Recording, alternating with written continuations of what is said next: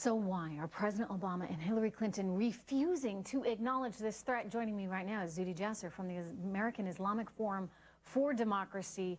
Zuhdi, welcome back to the show. Always good to have you. You yourself are Muslim, and yet you have said you're concerned about this extremism.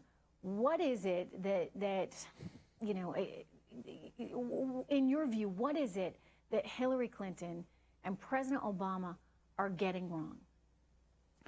Well, Trish, they are pathologically wedded to the apologist. They actually are trying to enact blasphemy laws, and they're rejecting the time in history that Islam is in. I mean, imagine our founding fathers who were fighting against Christian theocracy didn't want to identify the theocrats as being part of the problem. And that's where Islam is in its time in history. So for all that pandering to Muslim minority victimology and minority politics, the reason naming it is important is it's not a battle against Islam, but it is certainly a battle within the house of Islam. And if we want to figure out who our foes are and who our friends are, you can't do that unless you begin to identify the theocrats or the Islamists. I mean, Hillary herself called them jihadists.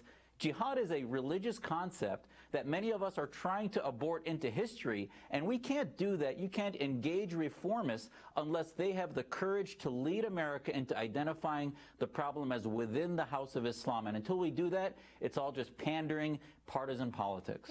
And you know, if I were Islamic, I'd kind of want to know that people do define it as extreme Islam. In other words, this isn't something that's about the entire religion. It's about this minority, the extremists, the radicals in the group. And I think I'd also want to know that the community as a whole was embracing the need for some kind of dialogue, some kind of conversation, because reform is really going to have to start in the religious community itself, among the leaders of these mosques.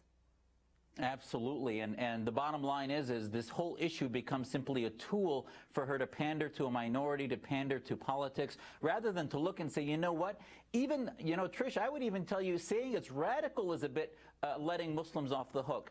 The radical Islamists of ISIS come out of a large political movement that won elections in Egypt with the Muslim Brotherhood and in Tunisia, but then were rejected. The Islamic Republic of Iran, we don't seem to bother with any heartburn in calling them Islamic, while they hang and torture and abuse women and homosexuals and others. I mean, these countries are bastions of oppression that call themselves Islamic, from Pakistan to Iran to Saudi Arabia, and yet it's just ISIS that offends us? No. If you want Muslims to wake up and take ownership of our house, we need to call a spade, and then that'll put the fire under the feet of Muslims to begin the hard work of reform.